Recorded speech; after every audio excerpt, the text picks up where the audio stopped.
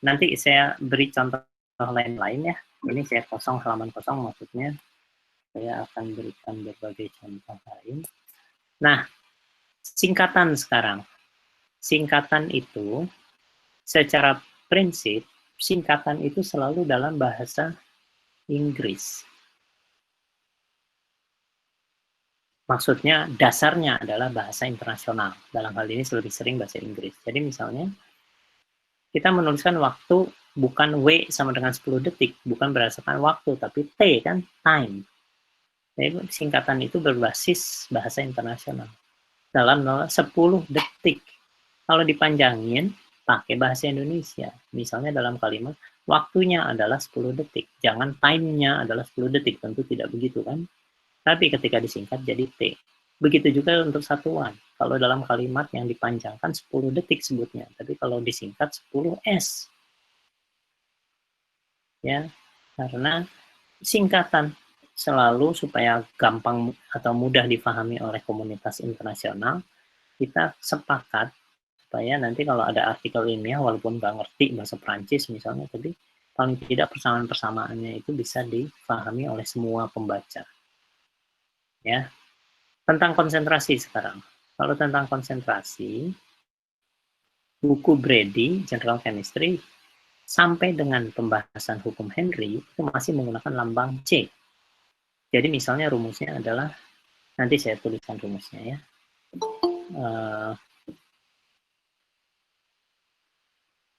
Tapi ketika masuk sifat koligatif, nah iya Bu Ade, dia tidak boleh disingkat, Pak Ade ini, tidak boleh disingkat dat ya. Sama juga BPJ, jangan singkat BPJ, bagian per juta, ya PPM. Jadi singkatan itu harus bahasa internasional. Ya, jangan BPJ tapi PPM, sekian PPM. Banyak contohnya, silahkan ya, kalau kita sudah mengetahui prinsip ini, mestinya ketemu banyak sekali hal yang kita tidak konsisten ya, tidak konsisten. Laju reaksi itu saya ingin beri tentang laju itu.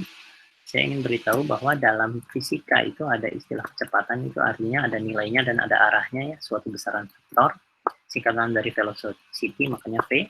Ada laju, tapi laju kadang-kadang dilambangkan dengan V juga, cuma V yang satu itu ada arahnya, yang satu cuma nilainya. Tapi kadang-kadang V yang ini dikasih panah di atasnya, boleh-boleh saja ya. Kasih panah di atasnya untuk menegaskan bahwa itu vektor. Ini skalar. Lalu ini rate, nah bahasa Inggris itu kaya. Ada rate, ada speed, sama-sama skalar.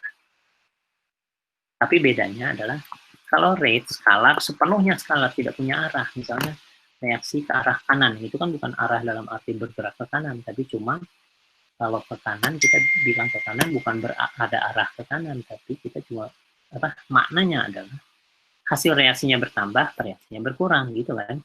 Kalau ke kiri artinya reaksinya yang bertambah, hasil reaksi berkurang. Sama sekali tidak punya makna vektor. Ya, sedangkan yang ini memang skalar, tapi cuma skalar dari suatu vektor.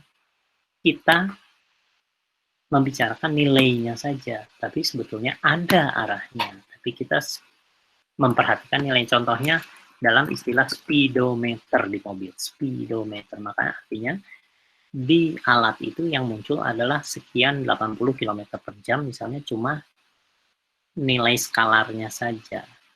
Arahnya tidak ditunjukkan. Bukan berarti tidak punya arah, gitu ya. Tapi, kalau bahasa Indonesianya akhirnya ini disebut laju, ini disebut laju. Ya. Tapi saya sarankan pakai lambang R jadinya. Rate. Ya. Nah, ini saya pindah dulu ke mana? Nah, jadi Pak Sidik, itu pertanyaan yang menarik itu. Ya, jadi saya pindahkan sekarang layar saya ke, bentar. Saya suaranya agak keras. Layarnya sudah kelihatan ya. Ada M 93 kg, ada L 6 meter, ada J 10 ampere, ada W 50 joule misalnya ya. Nah, perhatikan bahwa besaran dengan satuan itu selalu berbeda. Tidak pernah ada besaran sama satuan itu sama. Sekarang perhatikan kelakuan orang kimia. Mols H2 misalnya sama dengan 0,1 mol. G H2O sama dengan 18 G. M HCl sama dengan 0,1 M. Coba bagaimana perilaku ini?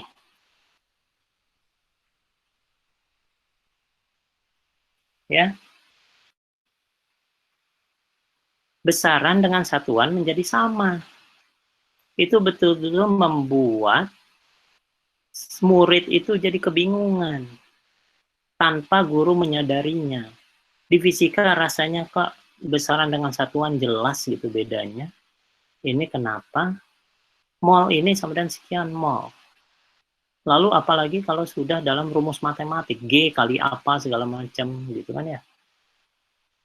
Susah antara variabel nanti diganti oleh nilainya dengan satuannya. Jadi tidak betul-betul mengganggu sekali. Jadi mulai sekarang menulisannya adalah NH2 sama dengan 0,1 mol. MH2O sama dengan 18G. Perhatikan di sini sekarang berbeda. CHCl Aki sama dengan 0,1 M. Nah, ini udah mengikuti standar yang dipakai oleh komunitas ilmiah. Ya, itu. Perhatikan juga kalau dalam rumus, ya, sekarang kita masuk ke ini. Oh ya, mengenai usaha dulu, mengenai usaha. W sama dengan F kali S, ya. Misalnya delta X, ya. Itu adalah usaha.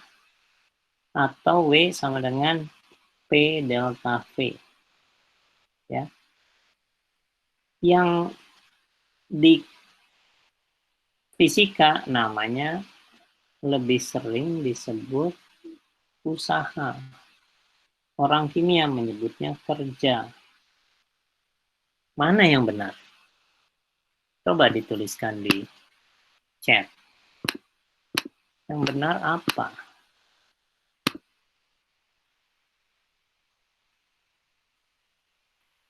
Ya. Jadi memang usaha atau kerja. Jadi Bu Nis ini atau Pak Nis nih, Nismu, Bapak mungkin ya. Titik didih seperti yang sudah disebutkan tadi waktu di PowerPoint-nya, di slides-nya. Gunakan singkatan pakai bahasa internasional. Jadi nanti, nah ini mengenai usaha kerja, saya lewat dulu. Jadi kalau misalnya delta TB, delta TF, ini dari boiling point, jadi titik didih, kenaikan titik didih, ini penurunan titik beku. Nah, singkatannya itu. Jangan karena kita nanti harus berkomunikasi dengan negara bangsa. Jadi misalnya kalau ikut Olimpiade Kimia Internasional ICHO, jangan sampai jadi bingung dengan lambang-lambang di soal dari ICHO. Kalau ini kan jadi terbiasa gitu ya, jangan delta TD dengan delta TB. Nah ini dia ketukar-tukar nanti ini dengan ini ya. Yang satu titik didih, boiling, yang satu titik beku, B. Ya, jadi ini titik didih. Tapi kalau dipanjangan memang kalau kita panjangkan dalam kalimat, tentunya kita sebutnya bukan kenaikan boiling point, kenaikan titik didih, gitu ya. Ini titik beku ya. Jadi yang digunakan yang mana? Yang digunakan adalah ini,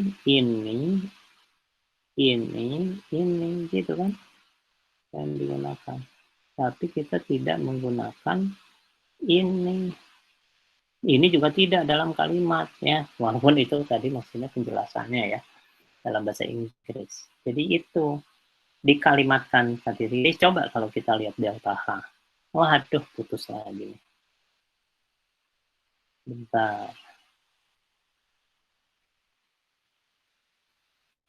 Ini tidak stabil nih sambungan, mungkin karena mau hujan ini menjadi mendung di atas.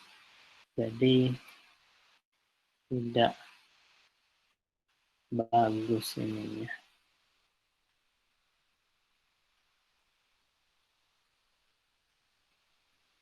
Putus-putus terus jadinya.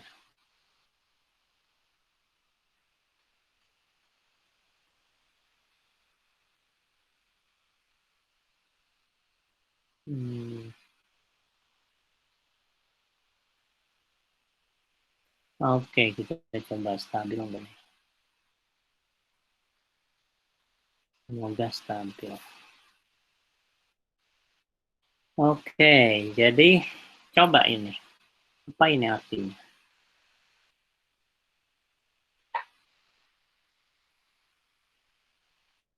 Delta H pembentukan, delta H pembangkaran, delta H penguraian, delta H penetralan, delta H penguapan, delta H peleburan. Itu bahasa Indonesia itu. Ya.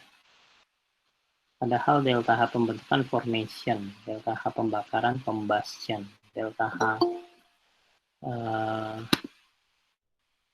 penguraian decomposition, delta H penetralan, delta H N, delta H penguapan vaporization, delta H peleburan fusion. Ya. Nah, ini yang menarik nih. Jadi ini yang dipakai ya. Ini sebetulnya formation ya. Nah, yang menarik ini delta H ini sebetulnya ada kaitannya dengan ini. Ya. Peleburan itu titik suhunya disebut titik lebur, titik leleh atau titik lebur ya. Cuma F di sini beda dengan F di F ini, saya tunjukkan F ini dengan ini beda ya. Ini bukan fusion tapi freezing. Kalau di sini fusion, tapi pada konteksnya sebetulnya berada dalam satu konteks ya. Oke, sekarang mengenai W tadi ya, kita balik di sini. Usaha atau kerja, bahasa Inggrisnya apa? Work. Work itu kerja. Kalau usaha effort. Tapi yang lebih jelas beginilah, supaya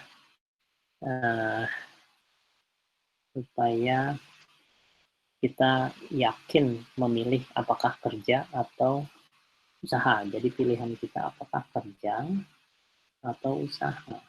Ya. Sekarang gini, suruh aja Bapak Ibu sekalian, kan di sekolah ada teman pakai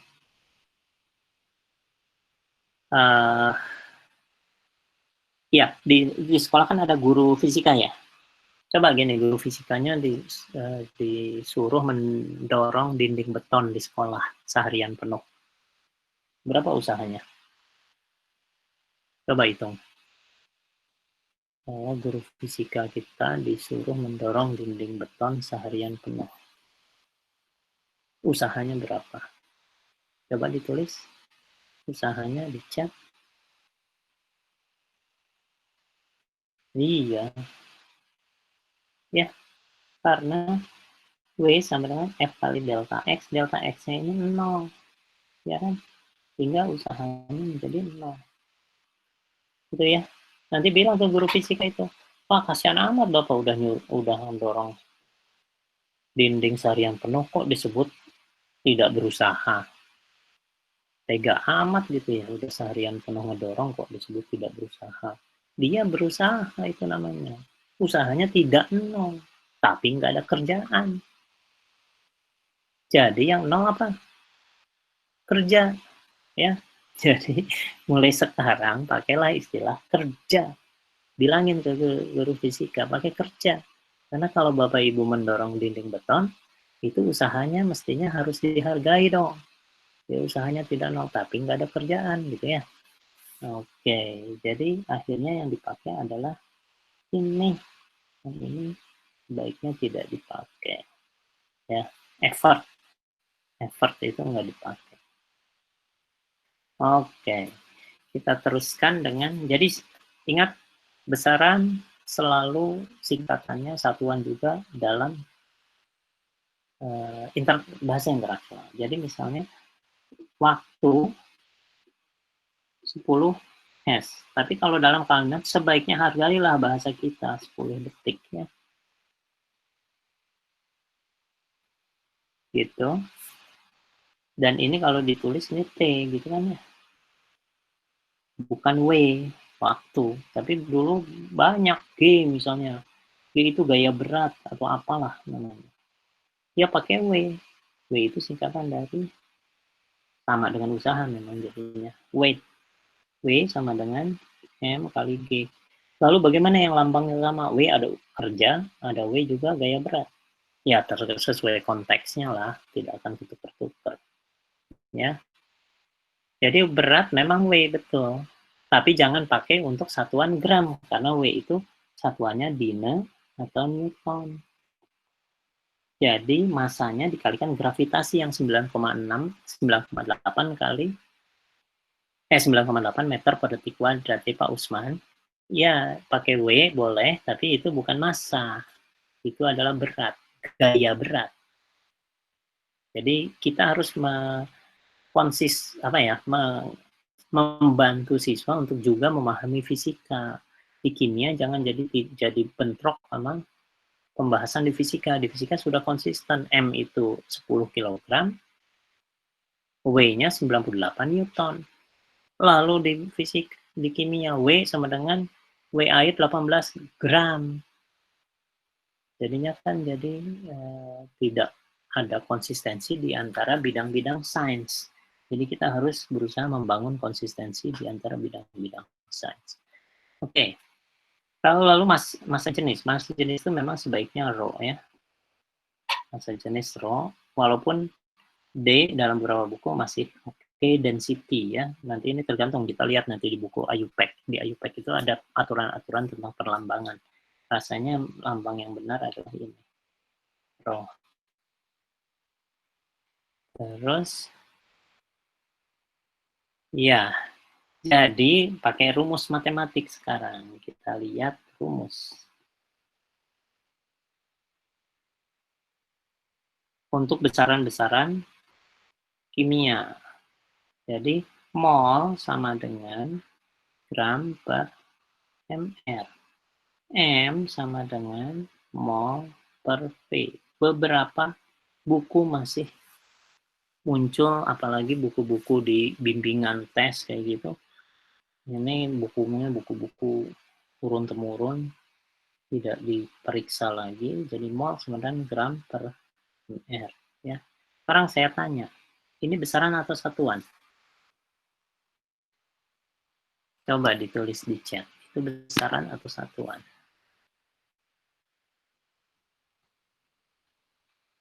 Apa? Besaran atau satuan? Satuan kan? Ini besaran atau satuan? Mol itu satuan, besarannya adalah jumlah zat yang lambangnya N kecil. G satuan juga, ini satuan atau besaran? Atau lebih kadang-kadang pakai ini ya, massa molar. MR atau MM itu besaran atau satuan?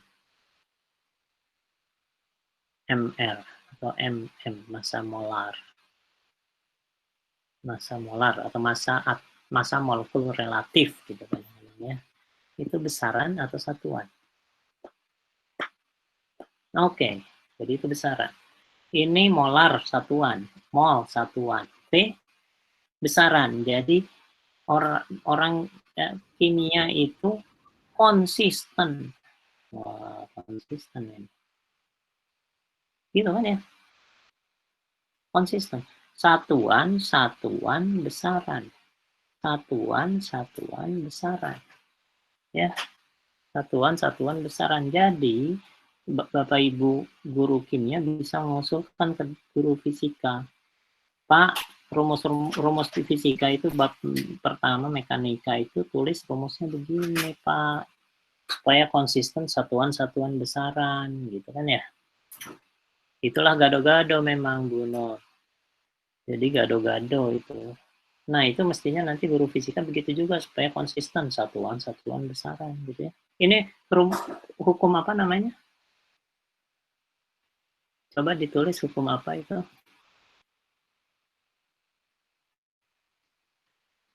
Hukum, nah, hukum apa tuh? Newton. Jadi ini kan ya, ini besaran, ini besaran, ini besaran. Rumus matematika harus isinya variabel-variabel dalam bentuk besaran, lambang besaran semuanya, tidak campur adukannya. Ini satuan, satuan, besaran. Ya, satuan, satuan, besaran. Newton satuan, kilogram satuan, A besaran. Jadi N sama dengan KG kali A. Jadi mulai sekarang jangan pusingkan murid kita, tuliskan N sama dengan, gimana jadinya? N sama dengan M per MM misalnya ya. Massa molar, lebih baik massa molar lah. MR itu sejarah. Gitu. Sejarah dari pengukuran massa atom dan molekul pakai massa atom relatif ya. Relatif terhadap karbon dan sebagainya. Tapi akhirnya dalam perhitungan, dalam stikiometri, akhirnya angka, walaupun angkanya sama, diubah menjadi konsep massa molar. Satuannya bukan lagi SMA. Nah, SMA itu jadi permasalahan sendiri. Tapi pakai satuan gram per mol. Walaupun sama. Jadi misalnya air, 18 SMA. 18 gram per mol. Iya memang kan. Memang 18 gram untuk setiap mol kan. Kita pakai yang ini. Dan ini tuh maksudnya MM ini. Ya. Lalu untuk yang rumus kedua, itu jadi C ya. Misalnya. N per V. Tinggal dikasih tahu aja C adalah konsentrasi dalam satuan molar gitu kan. Nah, ada saran bagi saya menyarankan ini supaya membedakannya dengan molar, CM gitu aja. Nanti ada CM gitu kan. Tapi semua C karena sama-sama konsentrasi. Sehingga mengingatkan juga kepada murid bahwa ini adalah satu payung yang sama lah, sama-sama bicara tentang konsentrasi. Cuma konsentrasi ada yang molar, ada yang tuh ya. Gram per mol. Nah, Pak Sidik memang kadang-kadang GR gitu ya. Satuan internasional lambangnya G, tidak ada R-nya jadi mestinya ya. Tapi di banyak buku masih aja pakai GR. G mestinya ya. Kan KG ya, kilogram. Kalau gram ya G saja. Nah, SMA jadi masalah sendiri. SMA satuannya mestinya tidak bisa diterima. Kenapa? Karena ini satuan massa atom, pakai bahasa Indonesia mestinya ini yang dipakai. Ya, atomic mass unit bukan SMA. Atau kalau di buku Brady sudah disingkat dan memang ada kesepakatan rupanya. Jadi misalnya MrH2O sama dengan 18 AMU, jangan SMA lagi. Harus pakai bahasa internasional atau 18U. Kalau di buku General Chemistry-nya Brady, semua penulisannya U jadinya. Jadi AR misalnya, AR oksigen sama dengan 8U. Salah. 8 ya.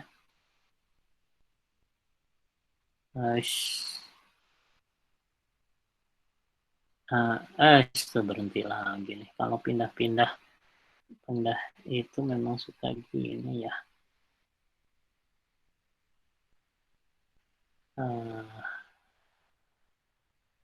Oke.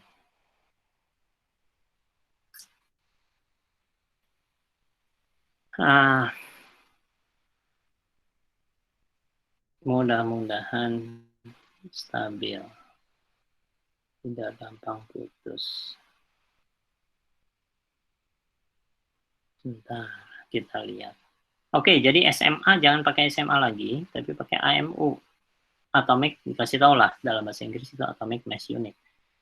Ya, di Indonesia kan satuan massa atom. Kalau dipanjangkan bolehlah tulis satuan massa atom. Ya.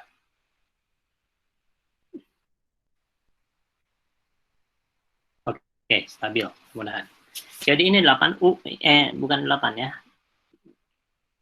16U ya. Jadi itu satuan massa atom. Terus apalagi? Konsentrasi boleh kalau itu Bu Nur. Jadi boleh AR sama dengan 16. Atau tanpa satuan sebetulnya boleh juga ARC sama dengan 12. Udah. Karena sebetulnya itu relatif kan, perbandingan. Massa ini dibagi massa ini. Massa suatu molekul dibagi massa 1/12 dari massa karbon. Dua-duanya dalam gram. Dicoret-coret, jadi tanpa satuan sebetulnya ya. Jadi AMU itu ada di buku-buku seluruh buku internasional AMU atau disingkat U, Bu Niken. Ya, satuannya itu ada di semua buku kimia dimanapun juga di dunia. Ya, dan kita menggunakan satuan yang sama. Sekali lagi satuannya sedunia itu harus sama. Besaran lambangnya sedunia juga harus sama. Tetapan juga gitu harus sama. Ya, dan huruf miring. Tetapan itu sama dengan besaran ya, harus huruf miring. Misalnya tetapan H, tetapan Planck, H-nya miring ya, iterik. H itu juga internasional sama, tidak boleh ada beda-beda ya, sedunia. Nah, khusus konsentrasi masih dibolehkan pakai ini ya, sama dengan 0,1 M. Boleh pakai kurung kotak yang artinya kemolaran. Tapi Bu Niken memang sekarang ada kecondongan untuk supaya meringkas. Bukan AMU tapi U aja. Ya. U saja satuannya. Jadi akhirnya BPJ, ppm, DAT, S, terus apa lagi? Part per million, terus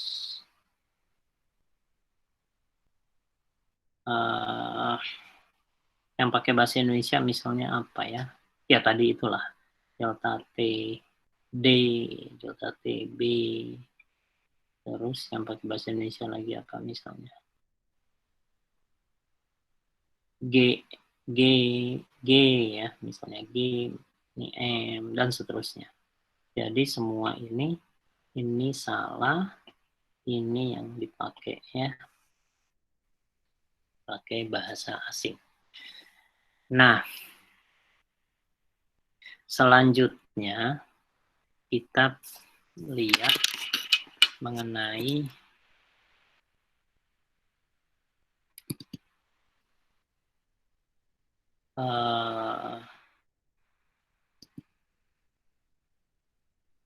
bahan entalpi sudah tadi. Oh ya, ada perlambangan lain. Perlambangan bukan hanya lambang besaran, lambang satuan, tapi lambang misalnya orbital.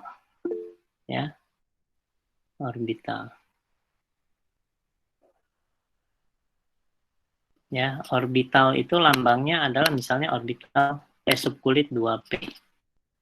Ya, 2P itu adalah ada dua kemungkinan untuk orbital 2 apa namanya?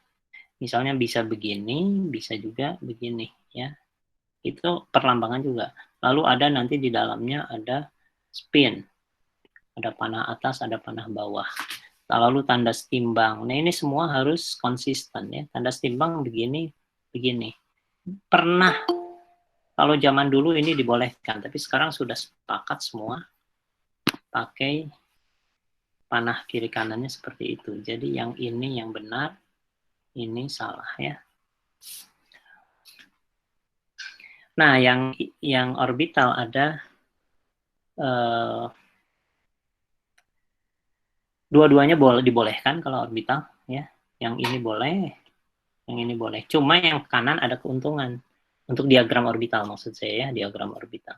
Yang kanan ada keuntungan Karena kalau kotaknya nyatu artinya energinya sama, kalau kotaknya misah energinya berbeda. Kalau pakai yang kiri, nggak sulit. Kalau yang jaraknya dekat dengan jaraknya jauh, nah dekat jauh itu kan tidak jelas. Tapi kalau pakai kotak itu jelas. Ya. Lalu ada pertanyaan, AMU itu bukannya untuk satuan massa atom? Iya, satu satuan massa atom memang sebagai satuan. Dan besarannya massa atom relatif. Gini loh. Jadi ini AR sama dengan misalnya untuk karbon 12 AMU. Ini adalah besaran. Ini adalah satuan. Besarannya namanya massa atom relatif. Ya. Satuannya adalah satuan massa atom. Ya. Jadi ini besaran, ini satuan. Lambang besaran adalah ini. Lambang satuan adalah ini. Gitu. Ya. Jadi antara besaran dan satuan, kadang-kadang diagram di beberapa buku suka begini, tapi lagi-lagi ini tidak terlalu diterima kalau ini ya. Nah, walaupun ya beberapa buku pakai itu, karena tidak tegas juga energinya sama atau tidak ya. Nah, tapi masih inilah kalau diagram orbital itu masih fleksibel sebetulnya. Tapi yang sangat dianjurkan adalah yang ini, ya, yang kotak. Walaupun pakai strip masih oke, pakai bulat masih oke, ya masih belum itu. Tapi nanti coba kita lihat di IUPAC. Jangan-jangan IUPAC sudah mengatur, ya. Lalu, oke, saya kira sampai situ dulu untuk urusan. Ya, kita pindah dulu ke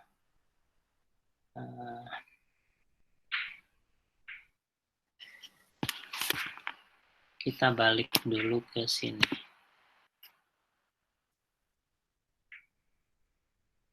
Bentar, iya. Balik lagi ke ini.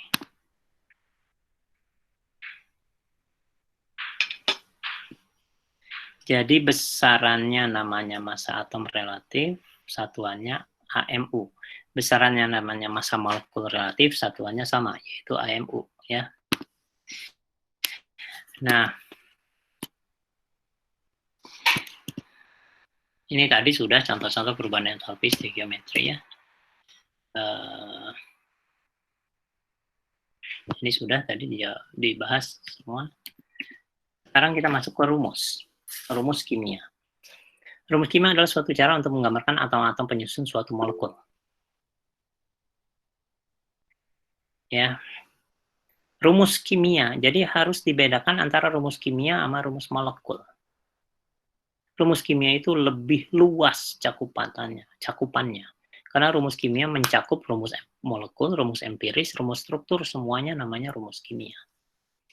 Coba Bapak Ibu sekalian tuliskan rumus molekul, rumus empiris, dan rumus struktur asam asetat. Silahkan dibuat ya. Semua rumus kimia senyawa ion adalah rumus empiris. Nah, ini saya ingin tegaskan. Ya, saya ingin tegaskan bahwa semua rumus itu adalah rumus empiris. Nanti saya jelaskan mengenai rumus empiris dari senyawa ion ya. Rumus senyawa ion. Nanti saya bahas di papan lagi. Nah, coba sekarang latihan dulu. Ini aturan penulisan rumus struktur, tapi sebelum itu kita coba. Ini ada untuk. Nah, ini dulu. Ya. Coba nyalakan ininya.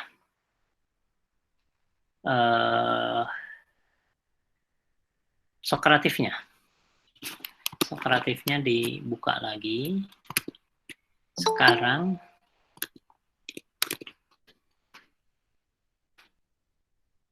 dicoba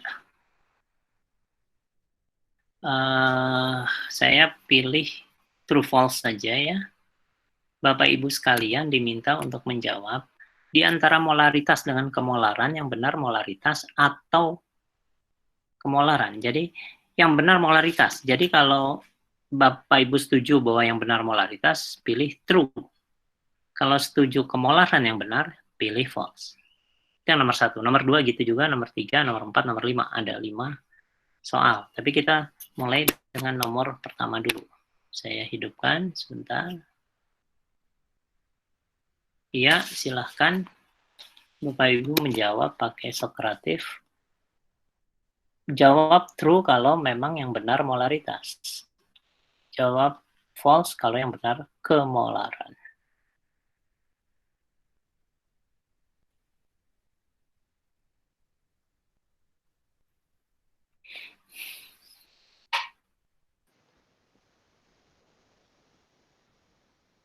Oke, ini yang jawab sudah baru 25 orang yang jawab.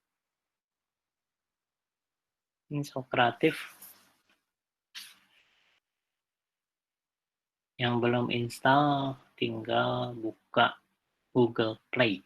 Tulis Sokratif Student. Ya, roomnya salah ini. Sorry. Nah, ini jangan-jangan beberapa karena ini waktu 2 hari lalu. Ini AGKI 3 ya roomnya.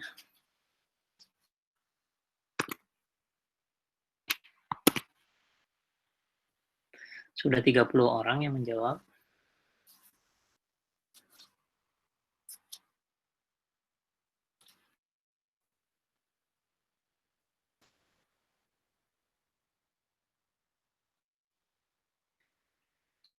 Oke. Ya lumayan lah, udah hampir 40 orang. Tapi kalau tadi bisa sampai 50-60 ya. Oke, jadi ternyata yang jawab benar itu 67%. Yang jawab false, salah adalah 33%. Sekarang nomor 2 aja lah, saya matikan dulu ya. Kalau ada yang baru menyalakan itu, jangan menjawab dulu, menyalakan Sokratif. Sekarang pertanyaan kedua. Di antara koelektronegatifan dengan elektronegativitas yang benar elektronegativitas. Pilih true kalau elektronegativitas yang benar. Pilih false kalau keelektronegatifan yang benar.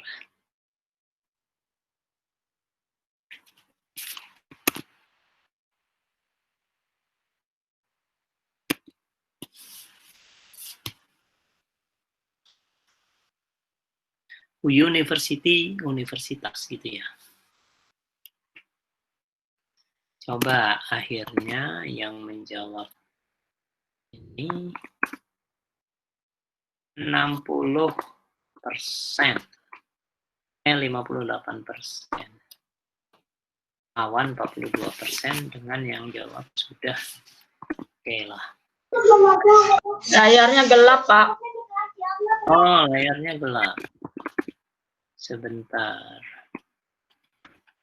Oh iya. Ini rupanya tadi ada yang menekan present ya. Lalu sebentar menekan present jadi hilang. Oke. Sekarang ya nomor 2 tadi sudah 62% jadinya ternyata sekarang saya hentikan. Saya mulai lagi nomor 3 sekarang ya. Biologi molekuler atau biologi molekul.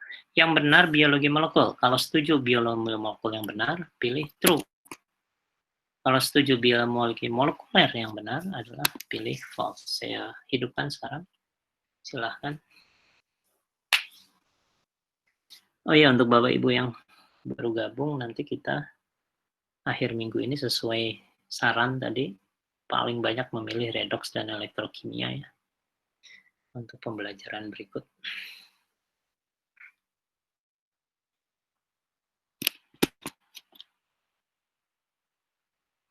Biologi molekul, kalau biologi molekul yang benar jawab true. Kalau biologi molekuler yang benar jawab false.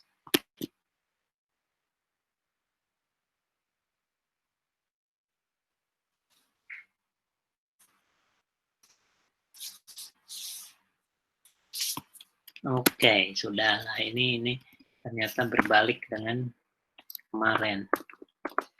Sekarang lebih banyak yang bilang true, kalau kemarin lebih banyak yang bilang false. Oke, ini finish dulu. Sekarang true false lagi. Coba perhatikan soal nomor 4. Sekarang ini tadi saya sudah matikan ya. Besi A 100 derajat Celcius, besi B 0 derajat Celcius. Keduanya kubus, bermasa misalnya sama-sama 1 kg.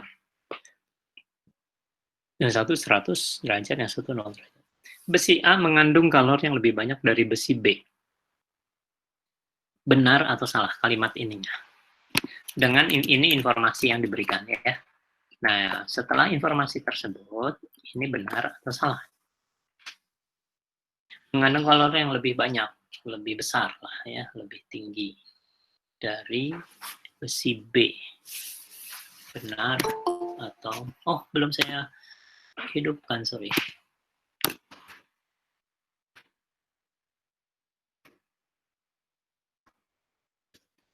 ROM-nya ini ya, ROM-nya AGKI 3.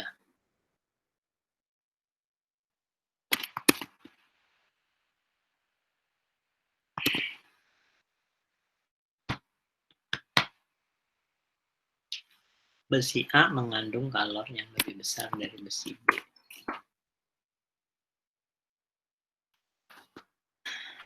Oh, naik 42%.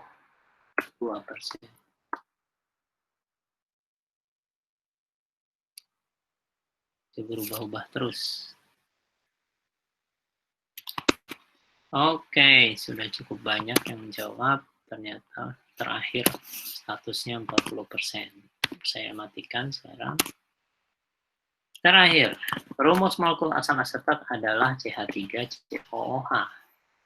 True atau false?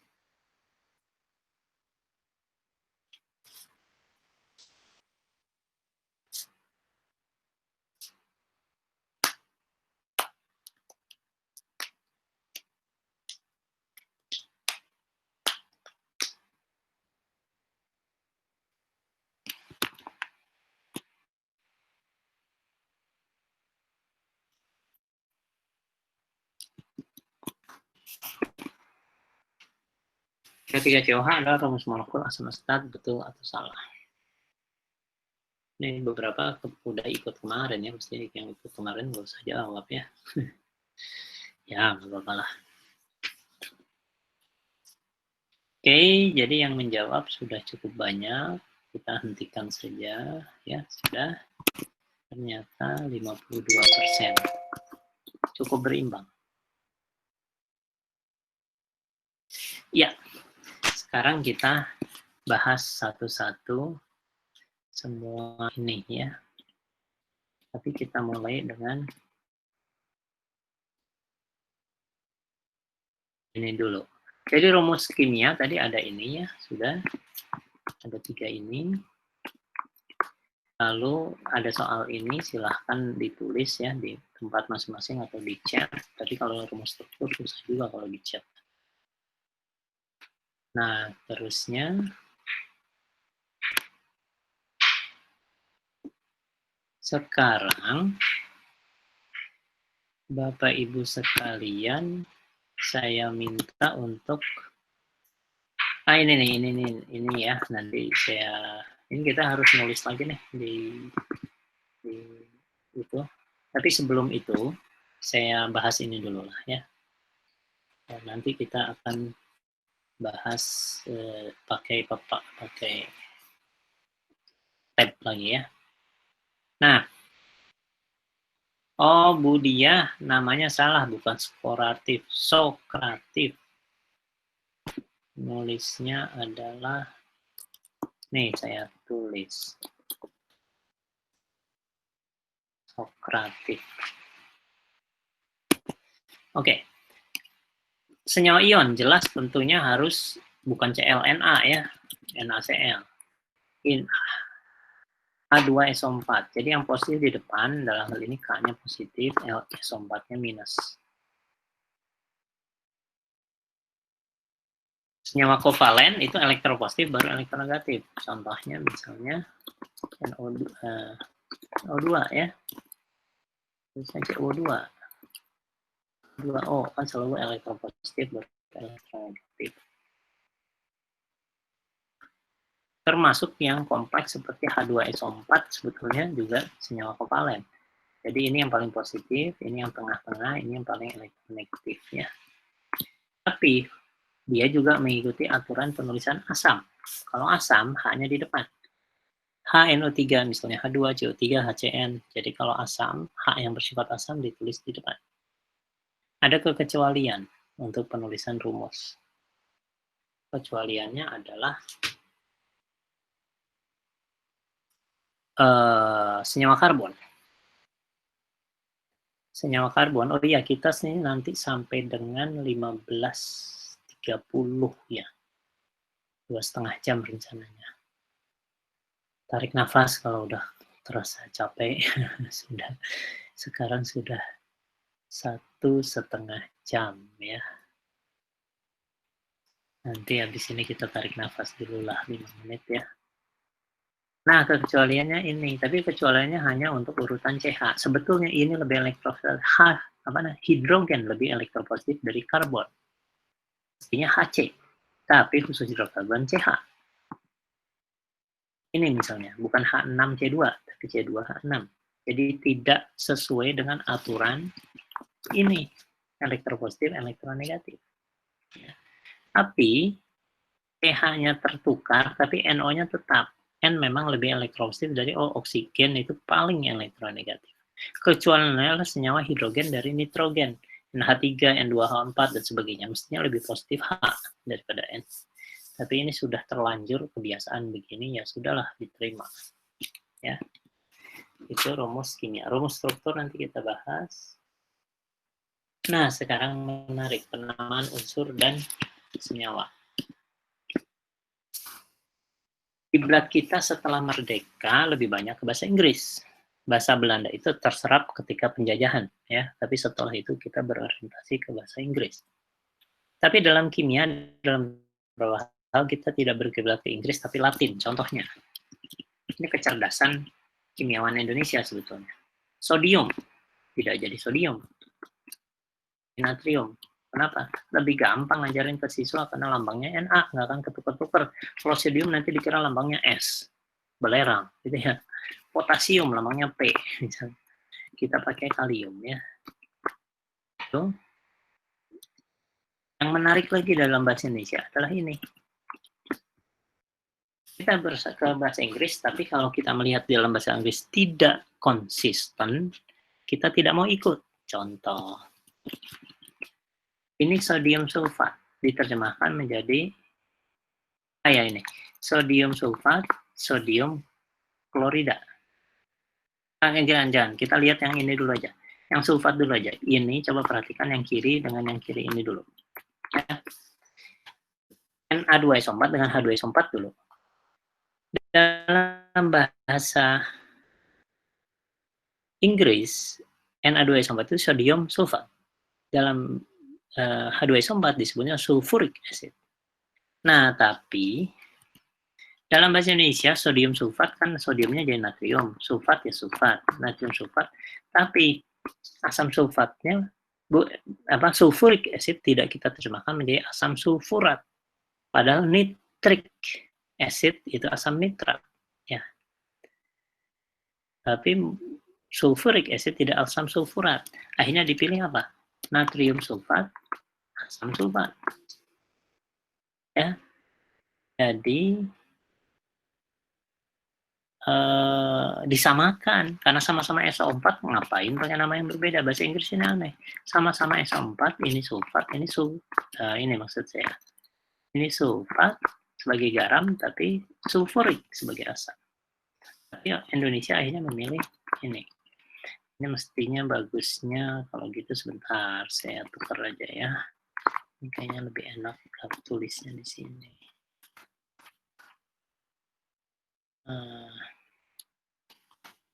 Nah, gitu ya. Sekarang contoh lainnya adalah HCl. HCl hydrochloric acid. Hydrochloric acid dalam bahasa Inggris. NaCl sodium chloride. Akhirnya dalam bahasa Indonesia ini kita menjadi natrium klorida. Sodiumnya jadi natrium. Natrium klorida. Ini bukan asam hidroklorat, tapi asam klorida juga. Karena sama-sama Cl. Sama-sama Cl min. Namanya mestinya sama gitu kata orang Indonesia. Ini orang Inggris kok aneh-aneh. Gitu kan. Jadi H2S itu sulfida, Bu Niken. Jadi kalau bentar, sulfurik, coba dilihat deh di internet, ya, dilihat di internet. Jadi kalau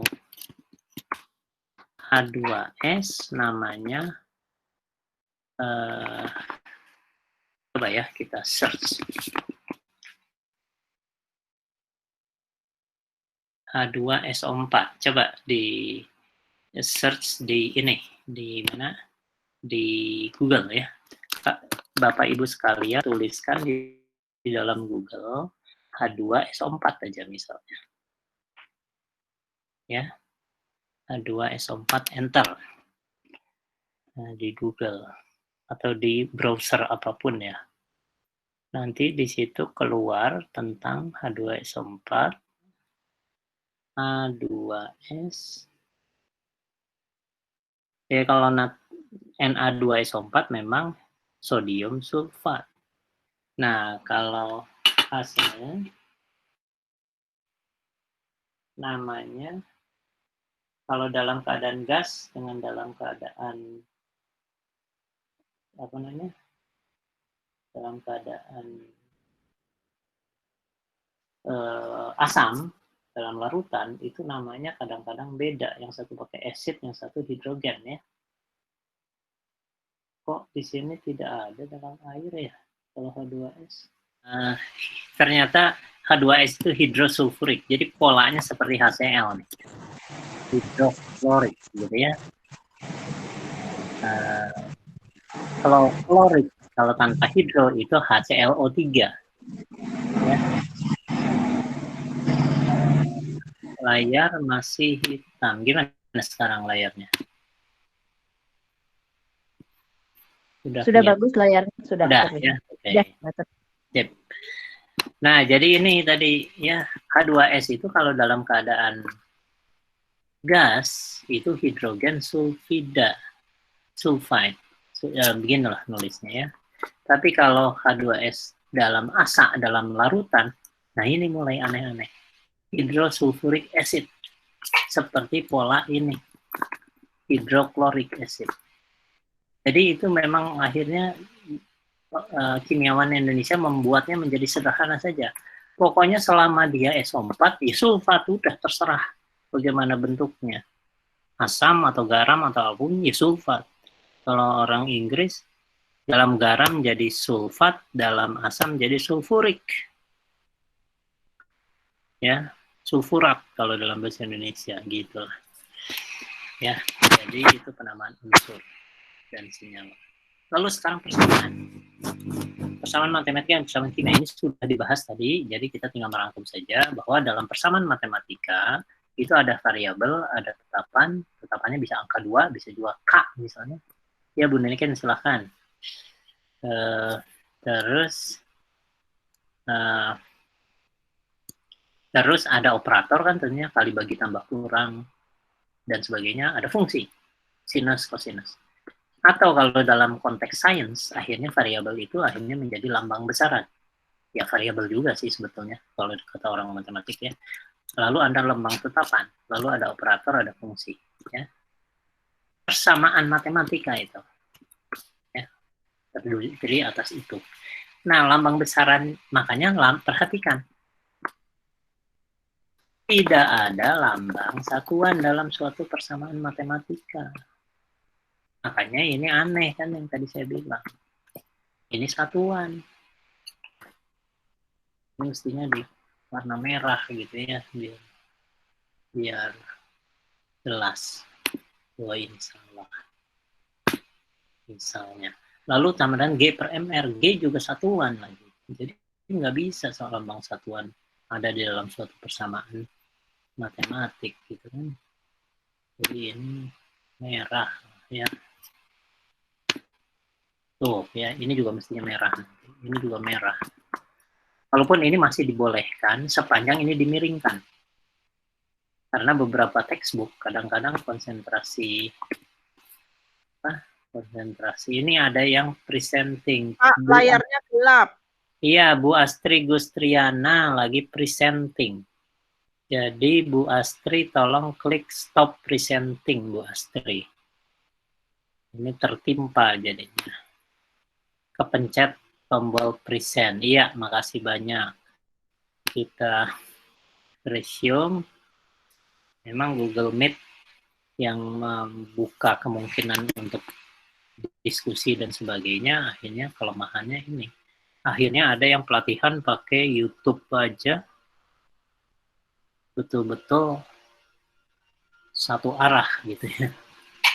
Oke, jadi ini miring boleh, tapi ini mutlak salah. Ini harus N ini, tidak bisa mod. Ya. Mutlak salah itu. Di sini masih bisa ditoleransi karena M kadang-kadang bisa jadi variabel. Wah, sorry ini ada ribetnya. Nah, ini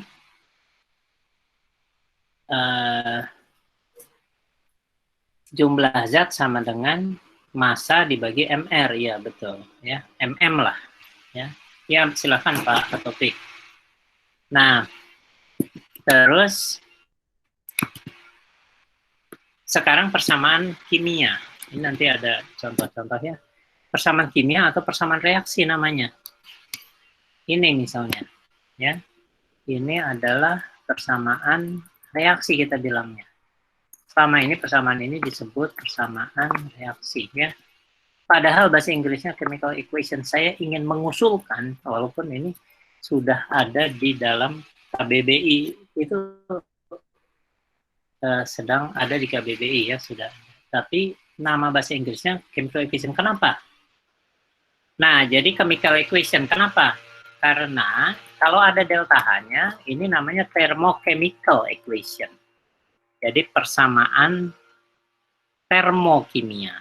Jadi kalau segini, coba perhatikan nih. Ini kalau pakai istilah yang biasa dipakai di Indonesia, namanya persamaan reaksi. Tapi kalau pakai ini namanya persamaan termokimia. Beda jauh ya. Tapi kalau pakai istilah yang pakai bahasa Inggris, yang kalau saya usulkan untuk diubah ke depannya jadi apa kita usulkan pusat bahasa juga, ini namanya persamaan kimia. Pas ada ini tinggal tambah termo. Masuk akal kan? Karena dari delta H itu termo. Jadi persamaan termokimia. Ya, sekali lagi. Ini persamaan kimia. Itu persamaan kimia, tambah ini jadi persamaan termokimia. Ya. Jadi jangan persamaan reaksi lagi kalau menurut saya nanti suatu saat di masa depan. Daripada kita tunggu berubah sedikit-sedikit, kita ubah aja revolusi gitu ya. Nah, jadi ya, jadi artinya kalau persamaan matematik tadi, ini persamaan kimia ya, kalau persamaan matematik ini diubah jadi apa nih? Ini salah tadi saya bilang, jadi ini diubahnya menjadi, kita pakai panah saja.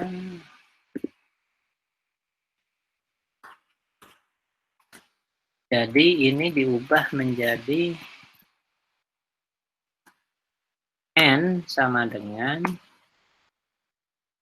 M per MM misalnya ya. MR-nya diganti MM dan kalau besaran, lambang besaran selalu miring ya. Ini akhirnya Jadi C misalnya bisa pakai subscript CM, M-nya M besar gitu ya, tapi C itu sebagai untuk menegaskan dia konsentrasi sama dengan N per P. Ini semua lambang besaran jadinya, bukan lagi lambang ini jelek mutlak salah nih. Mol ini mutlak salah. Ya, jangan pakai satuan. Jangan dipaksa-paksain jadi besaran. Jadi begini. Ya. Persamaan matematikanya.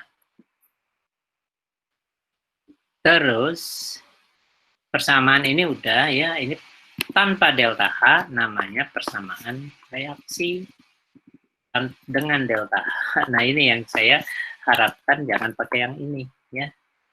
Jadi ini dicoret saja. Cara nyoretnya gimana nih? Ada nggak karakter?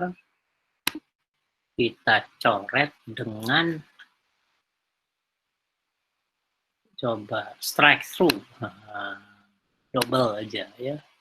Nah, itu. Jadi persamaan reaksi, persamaan termokimia, lebih baik persamaan kimia, persamaan termokimia. Ini lebih enak dan lebih mudah dipahami akhirnya. Kalau kita pakai istilah yang tepat, mahasiswa atau murid kita lebih mudah juga memahaminya. Ya.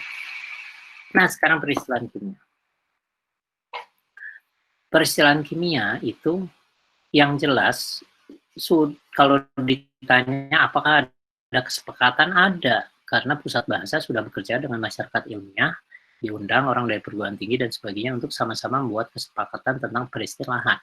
Diberitahu dulu panduan pembentukan istilah. Nah, kesepakatan yang sudah diperoleh dimasukkan ke dalam KBBI, jadi tinggal lihat KBBI aja. Untuk istilah yang belum tercantum di KBBI, gunakan panduan pembentukan istilah yang juga dikeluarkan oleh pusat bahasa. Tapi di atas semuanya prinsip yang amat mendasar adalah konsistensi. Jadi urutannya nomor 1, konsistensi. Kedua, panduannya, pembentukan istilah. Ketiga, KBBI. Kenapa KBBI paling bawah? Karena bisa terjadi, walaupun itu jadi rujukan kita, rujukan utama kita sehari-hari adalah KBBI, tapi urutannya adalah terbawah. Kenapa? Karena ketika orang pakai panduan, lalu manusia-manusia itu berkumpul tidak teliti, bisa aja yang salah masuk ke KBBI. Jadi panduan itu lebih atas tentunya, sebetulnya ya.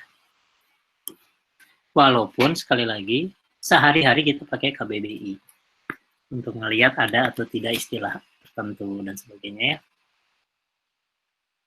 Ini sudah tadi. Nah, sekarang coba kita pindah ke ini lagi ya, untuk beberapa untuk menjawab terutama tadi pertanyaan ini ya, sama setat. Saya pindah dulu ke ini. Nah, ini bagian-bagian akhir, ini malah bagian-bagian terpenting karena kesalahannya terlalu fatal di Indonesia. Ya, saya coba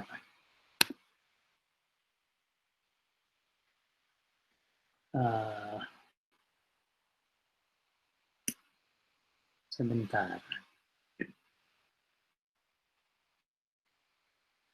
Kita start broadcast. Nanti muncul stop broadcast di layar. Nah, ini nih mulai bagian-bagian yang ya, Bu Siti Mariam, silakan. Nah, ini ada bagian yang penting sekali. Ya, ini NaCl ini masih senyawa ion. Ini rumus, saya ingin tegaskan, ini rumus bukan rumus molekul. Ini rumus empiris. Ya, kenapa? Karena lain dengan HCl, kalau misalnya HCl, dan seterusnya ya, ini jelas jarak dari sini ke sini itu lebih dekat daripada CLH. Jadi ada satuan-satuan molekul. Jadi jelas HCl adalah rumus molekul. Karena ada antar molekul, ada intramolekul. Ya. Tapi kalau NaCl, ini NaCl, NaCl, NaCl, dan seterusnya. Tidak ada istilah ini dekat, lalu ini jauh. Tidak kan? Tidak ada satuan-satuan molekul. Na ke Cl dengan Cl ke Na jaraknya sama semua. Sehingga kalau ini ada sejuta Na dan sejuta Cl, maka rumusnya mestinya kan Na sejuta, Cl sejuta. Gitu. Karena ini semua kita tidak bisa bilang bahwa ini diutamakan, ini dianggap pisah gitu kan. Tidak bisa karena jaraknya semua sama. Makanya kita sepakat untuk ikatan ion kita tidak tulis seperti ini, kita tulis rumus empirisnya. Ya. Jadi untuk senyawa ion selalu rumus empiris. Ya. Kalau CH asam asetat baru ini adalah bukan senyawa ion, ini senyawa kovalen. Rumus molekulnya apa? Tadi sudah dibahas. Asam hanya di depan jadi H, C2, H3, O2. Rumus empirisnya sudah benar semua, tadi ada yang menulis di chatting CH2O ya. Karena C-nya ada 2, hanya ada 4. O-nya ada 2. Kita bagi 2. Ya, silakan. Nanti ini sebentar lagi juga di sini azan nih. Terus rumus struktur itu adalah C, ini H, ini H, ini H, ini C, ini O, ini O, ini H.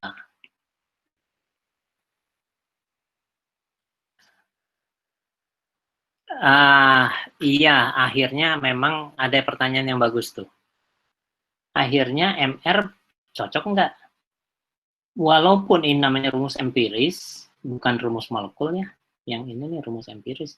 Sama sekali bukan rumus molekul. Karena tidak ada molekul di dalam NaCl ya. Tidak ada yang namanya molekul di dalam NaCl. Yang ada adalah ion-ion. Tapi tetap disepakati akhirnya dalam penulisan rumus empiris ini ada konsep MR. Ya. Jadi itu lihat semua textbook semua akhirnya MR. Massa, tapi istilahnya misalnya masa apa ini 23 tambah 35,5 sama dengan 58,5. Tapi dalam textbook walaupun lambangnya MR disebutnya bukan massa molekul relatif. Dalam beberapa buku yang teliti ya, yang teliti saya menemukannya. Bukan massa molekul relatif. Walaupun lambangnya sama. Karena untuk membedakannya dan AR ya. AR itu kan per atom. Kalau MR itu sekelompok. Akhirnya diberi nama massa rumus. Lambangnya kebetulan sama MR gitu ya. Massa rumus relatif. Jadi bukan massa molekul, tapi massa rumus. Ya. Dari sesuai dengan penulisan rumusnya gitu maksudnya. Kan rumusnya ditulis NaCl, jadi itu massa rumus. Formula MES disebutnya ya. Ya massa rumus. Disingkat massa rumus ya, relatifnya nggak usah disebut ya nggak apa-apa. Jadi itu penting untuk diingat. Nah sekarang rumus struktur, rumus molekul. Saya pernah ngetes ini karena banyak yang protes itu. Se-Indonesia, semua guru di Indonesia dari Aceh Utara sampai Merauke, semua bilang rumus molekul adalah CH3COOH sama setat. Kok bisa salah semua gitu ya? Kesalahan berjamaah. Tapi saya akhirnya ngetes. Karena ada yang protes. Protesnya begini. Dari mahasiswa saya di tingkat pertama, saya mengajar ngasih tahu rumus asam asetat adalah HC2, H3O2. Dia protesnya lebih setuju guru saya katanya. Karena kan kalau penulisan ini,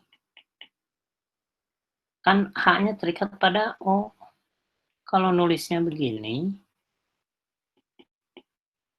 nanti ada kesan H-nya terikat pada C. Ya jelas bener yang ini katanya. Gitu. Lebih benar yang CH3COH. Oke, saya jawabnya gimana coba? Saya jawab, oke lah, kalau gitu mestinya jangan sampai ada kesalahan dikira. Jadi kalau begitu, jangan tulis ini, karena nanti dikira hanya terikat pada S. Jadi mulai sekarang, karena kan S H2SO4 kan gini. Gitu kan? Kan hanya terikat pada O. Bukan pada S. Jadi ini jangan pakai. Jadi mulai sekarang, kamu pakai jangan nulis H2SO4 lagi lah untuk asam sulfat. Nulisnya adalah O2 OH 2 kali. Karena ini OH-nya 2 kali terikat pada S kan. Ini asam sulfat. Gitu. Baru dia bingung. Oh iya ya, asam sulfat ternyata H-nya bukan pada S, tapi pada O. Tapi penulisan rumus molekul harus ikut aturan. H-nya di depan, lalu setelah itu urutan yang positif dulu baru yang negatif, S baru O, gitu kan ya. Ya, elektropositif baru elektronegatif. Jadi akhirnya ini salah sebagai rumus molekul ya. Ini yang benar, ini yang benar. Sekali lagi saya mengetesnya gini. Pas kebetulan seminar di Singapura, saya masuk ke toko buku, beli 3 buku SMA di sana dengan pengarang yang berbeda. Saya buka indeksnya, ada acetic acid, halaman sekian. Saya buka halaman sekian. Ketiga buku itu konsisten, ini yang dipakai. Tak ada satupun buku yang menuliskan CH3COOH sebagai molekular formula. Artinya konsisten. Saya akhirnya bilang ke mahasiswa, oke, oh ada 2 itu harus ditulis OO ya, nanti jadi hidrogen peroksida H2OO, jangan H2O2 gitu ya. Oke, jadi jelas ini salah. Pokoknya bisa dibawa ke main-main. Nah, rumus strukturnya ini akhirnya ada yang disebut sebagai rumus struktur yang disederhanakan. Istilahnya condensed structural formula. Ya. Itu CH3COOH. Apa maksudnya condensed? Setiap ikatan dengan H disembunyikan karena udah pasti tunggal. Ini tunggal, ini tunggal, ini tunggal, ini tunggal. Semua ikatan H disembunyikan. Akhirnya menjadi itu. Ini namanya rumus struktur yang disederhanakan. Nah, ini kita break sebentar, 5 menit ya. 3/4 atau 3:14 atau 3:13 kita mulai lagi. Sampai azan dulu, dan ini kebetulan ribut. Bapak Ibu kalau masih mau mendengar itu tentang peristilahan tadi molaritas dan sebagainya, itu penting sekali. Silahkan.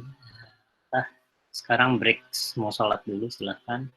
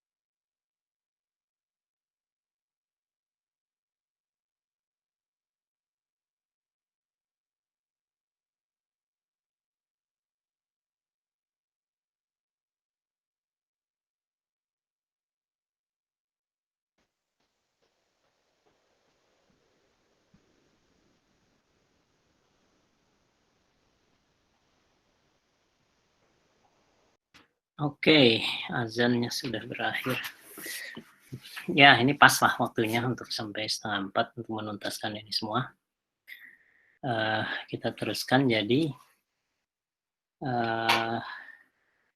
jadi penulisannya itu selalu kalau asam H di depan, ya. Saya sudah beritahu tadi, saya di Australia, studi saya kebetulan di Australia itu saya beli buku SMA juga, saya lihat acetic acid di halaman misalnya berapalah ya, saya buka halaman tersebut, ketemu konsisten ini. Jadi seluruh dunia. Jadi selama ini guru-guru keasikan dengan penulisan ini untuk membingungkan siswa. Ini kok yang lain kalau ada OH di belakang itu basa, CaOH 2 kali basa. Ini asam. Akhirnya menjadi membingungkan siswa kan. Kita seolah-olah senang bahwa siswa kita bingung dengan inkonsistensi kimia. Gitu. Tapi tadi, apakah boleh menulis begini? Boleh. Tapi jangan sebut rumus molekul. Ya, jangan sebut rumus molekul. Sebutnya rumus kimia. Jadi begini, saya turunkan dari sini. Ini rumus molekul. Coba bisa udah kelihatan ya halaman sebelumnya sebentar. Ya, ini rumus molekul. Ya, jadi ini rumus molekul nih.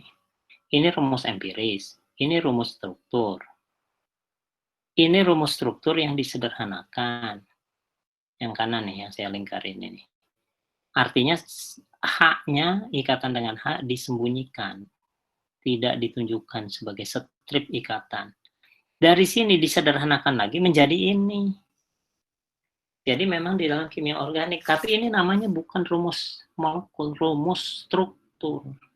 Karena menunjukkan urutan ikatan. Sedangkan rumus molekul ada aturan, harus yang positif dulu. Dan kenapa hanya satu? Karena memang yang bersifat asam cuma satu. CH3COH kan cuma si COH aja yang asam, CH3-nya tidak. Makanya H yang lain ada di sini. Dan sekali lagi, di semua buku di dunia ini yang dipakai. Indonesia aja.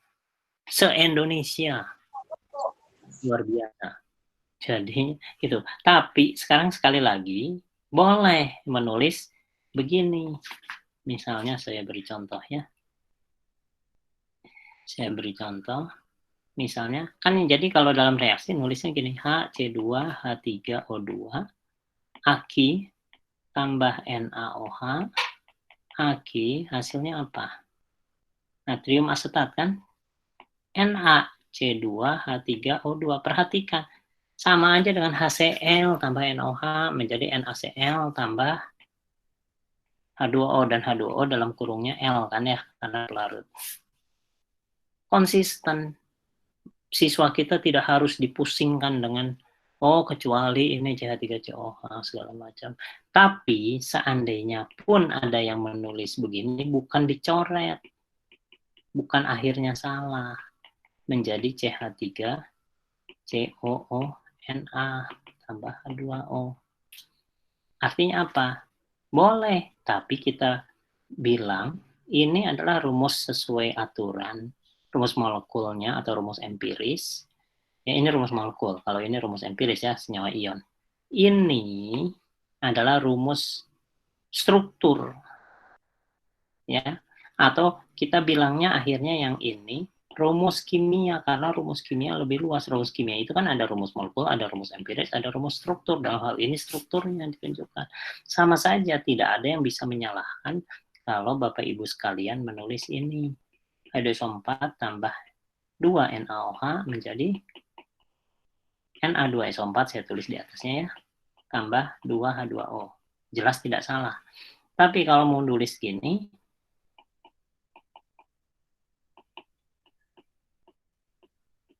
menjadi apa? O2SONA 2 kali tambah 2H2O. Ini reaksi apa nih?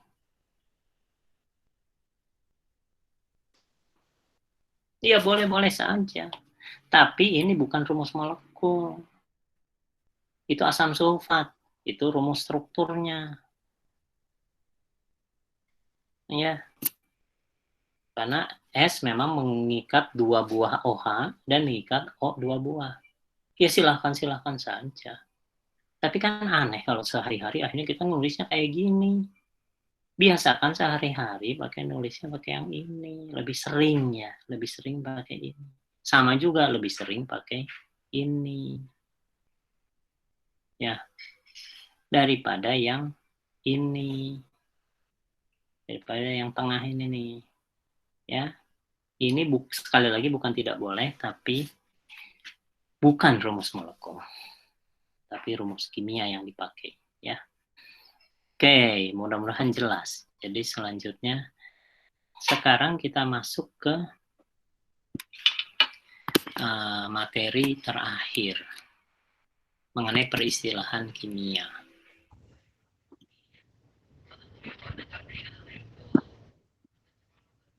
Peristilahan kimia itu kan sudah disebut urutannya itu pertama di atas konsistensi.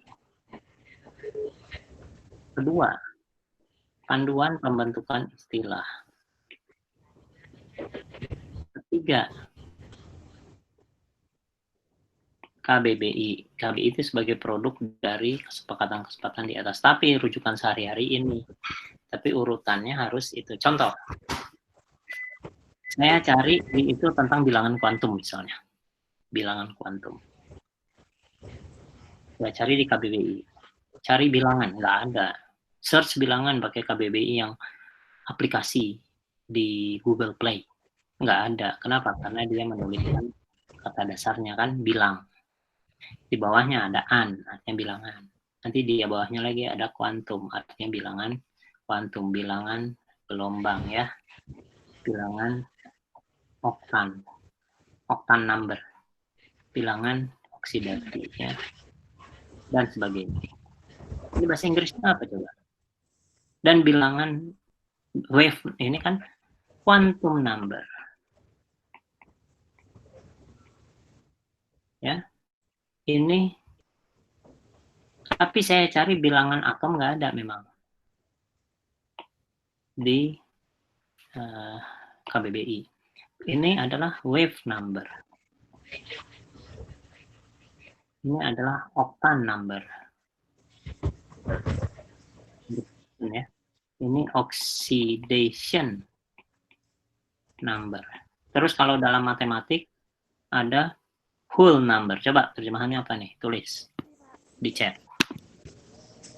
Apa whole number?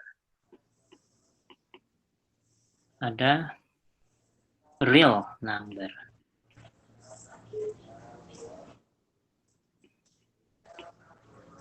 Ya, Bu Francisca. Jadi rumus molekul harus positif di depan. Rumus struktur terserah sesuai urutan ikatan saja. Kalau molekulnya gede ya langsung struktur kan rumit. Ya, tapi kalau rumus molekul itu ada aturannya. Oke, jadi ini bahasa Indonesia bilangan bulat. Ya. Ini bilangan apa? Nyata. Nanti ada irrasional dan sebagainya. Perhatikan, ini sangat banyak. Semuanya menjadi bilangan. Saya waktu SMA tahun 70-an ada bilangan atom Na1123. Ini bilangan atom. Ini yang di atas namanya bilangan massa. Kenapa? Karena bahasa Inggrisnya ini atomic number, ini mass number. Ya. Rupanya tahun 80-an atau tahun 90-an, tahun 80-an kayaknya. Tahun 70-an masih konsisten bilangan. Ada orang dari pulang dari luar negeri diundang oleh Puskur menjadi penasehat di sana, lalu dia lihat atomic number, kok jadi bilangan atom, nggak enak amat didengarnya. Udah tuh jadi nomor atom. Nah, disitulah bencana terjadi.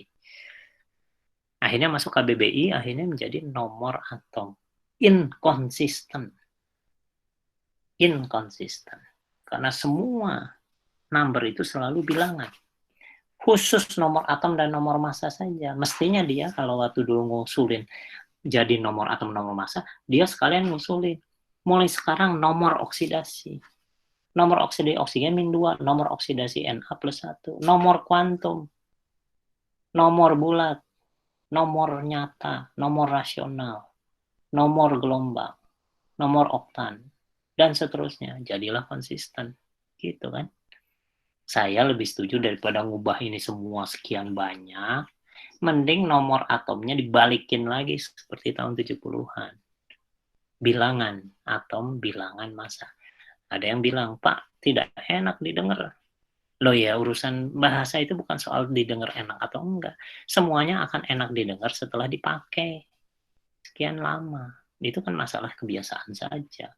Jadi jangan alasan tidak enak didengar menjadi pilihan dari itu. Maka bahasa ilmiah kita menjadi tidak kuat nanti. Ya. Sekarang, selain konsistensi, ada aturan. Akar kata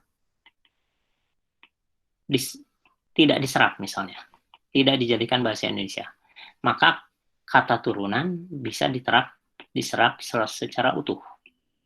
Akhirnya ada aturan-aturan. Kalau ik jadi ik, ya, kecuali dalam asam, dalam kimia menjadi at, ya, seperti nitric acid ya nitrat. Terus kalau ar atau ari menjadi r, ya. Terus al tetap al. Terus apa lagi? T jadi tas. Misalnya di sini universitas. Ya. Ini bilingual. Ini biner dari binary. Ya. Ini misalnya paramagnetik. Karena paramagnet ini semua apa alasannya? Universe tidak jadi bahasa Indonesia, maka university diperlakukan sebagai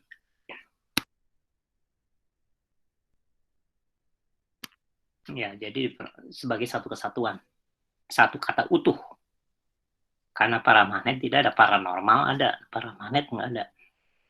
Dia magnetik diperlakukan sebagai kata utuh. Jadi sebagai kata utuh, kalau akar katanya tidak diserap, jadi ini syaratnya, maka kita baru pakai aturan ini. Tapi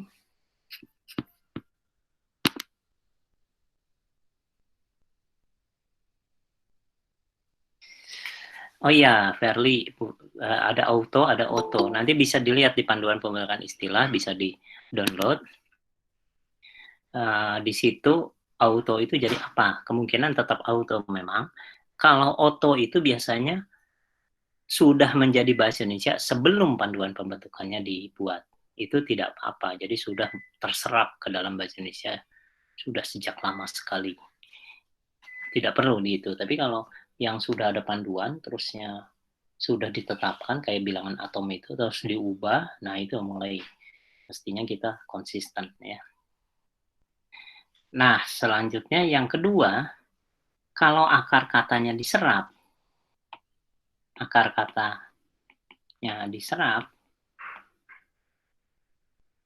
maka kata turunan pakai imbuhan Indonesia. Misalnya, electronegativity. Kan elektronegatif sudah diserap. Segini ini udah diserap. Misalnya fluor lebih elektronegatif dari klor.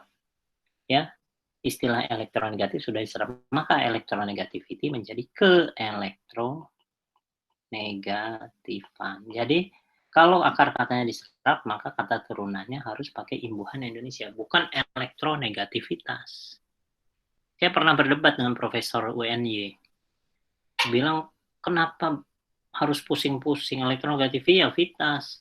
Sama seperti universitas, kenapa harus pusing-pusing? Ya nggak pusing-pusing, tidak pusing karena universitasnya bukan bahasa Indonesia, tidak diserap. Maka university itu sebagai satu kata utuh. Tapi kalau kata dasarnya di itu ya jadi begini, gitu ya. Yang ketiga, ini yang tiga yang penting saja. Ya, yang ketiga sekarang. Wah, udah 329. Udah langsung kita rangkumkan aja lah. Oh ya, ini yang ketiga gini aja lah. Saya teruskan sedikit. Panas berpindah dari suhu tinggi ke suhu rendah. Itu kan sebagai kata benda. Ya, panas berpindah dari benda yang suhunya tinggi ke suhu rendah. Panas sebagai kalor ya, kalor. Dia sebagai kata benda. Tapi ada juga panas sebagai kata sifat. Bentuknya tidak berubah. Tidak ada istilah dalam bahasa Indonesia karena kata sifat jadi berubah bentuknya ya.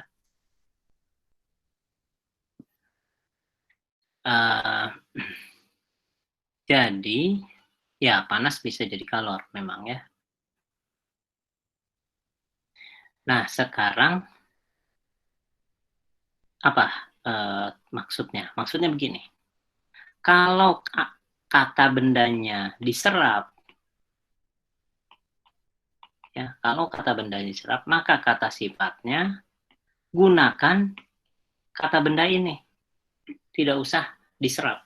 Contoh.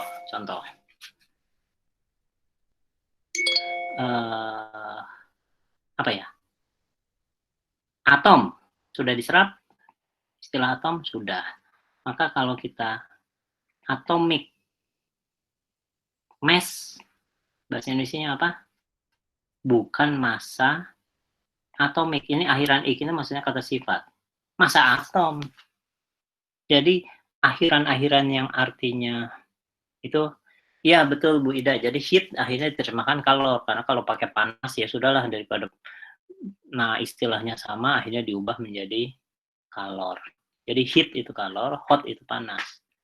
Tapi kalau misalnya dalam banyak kasus akhirnya misalnya osmosis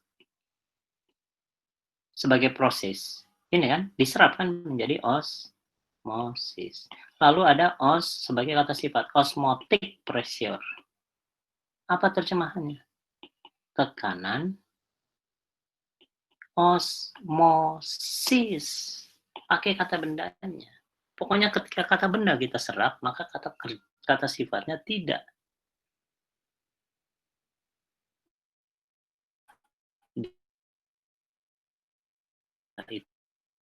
Tidak terlalu jelas ya di komputer ya, tidak bisa digedein. Ya, sudah kita pindah, sekarang kita akhiri. Ctrl plus ya, oke. Sekarang kita pindah, ini mohon maaf kita teruskan sedikit karena supaya tuntas ya, ini masih jam 3.32, mungkin kita agak teruskan sedikit. Ini kita matikan. Ya, kita pindah ke halaman terakhir dari presentasi saya ya.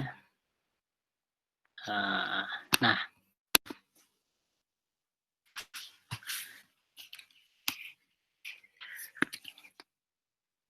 ini tadi. Nih, kata asing dengan imbuhan akhir tapi akar katanya tidak diserap, maka menggunakan aturan ahli bahasa seperti ik tetap i paramagnetik di paramagnetik. Binary mixture, ini R atau ARY ya, menjadi ER, campuran biner. University menjadi universitas, karena universe-nya tidak diserap. Bilingual, nggak ada billingnya diserap ya. Bilingual jadi tetap bilingual, dan sebagainya. Dalam semua contoh di atas, akar katanya tidak diserap ke dalam bahasa Indonesia, karena itu kata-kata dalam contoh di atas diserap secara utuh. Tapi perhatikan yang kedua, aturan kedua. Kata asing yang dengan imbuhan akhir tapi akar katanya diserap, maka pakai imbuhan Indonesia. Misalnya elektronegatif sudah diserap menjadi elektronegatif. Maka elektronegativity bukan elektronegativitas tapi keelektronegatifan. Molar sudah diserap, satuan molar kan. Molarity bukan molaritas tapi kemolaran. Karena molarnya sudah, maka pakai imbuhan Indonesia. Itu jelas tertulis dalam panduan pembentukan istilah. Ya. Jadi ini tadi molaritas dan kemolaran. 67% bilang yang benar adalah molaritas. Salah ya. Jadi yang memilih ini cuma 33%, padahal yang 33% di antara Bapak Ibu itulah yang benar. Biologi molekul. Nah, ini lumayan. Katanya biologi molekul yang benar. Yang kemarin itu cuma 25% yang bilang biologi molekul yang benar. 75% bilang ini benar. Menurut 75% peserta yang kemarin. Saya bilang begini akhirnya, oke, untuk yang Bapak Ibu yang termasuk 75% itu, mulai sekarang gunakan istilah massa molekuler, struktur molekuler, bukan struktur molekul. Terus apa lagi? Struktur molekuler, massa molekuler, gitu kan ya. Padahal kan ini molecular mass, molecular structure. Kan kita sudah terima itu menjadi massa molekul, jadi struktur molekul. Kenapa biologi menjadi biologi molekuler, gitu kan? Jadi, oke, jadi saya ulangi. Kalau kata dasarnya sudah aktif misalnya, maka activation energi bukan energi aktivasi.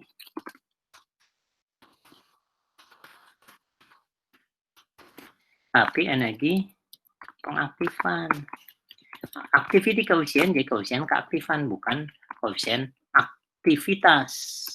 Bukan koefisien aktivitas. Karena, sekali lagi, kata dasarnya sudah diserap. Ya. Nah, ini aturan ketiga yang tadi.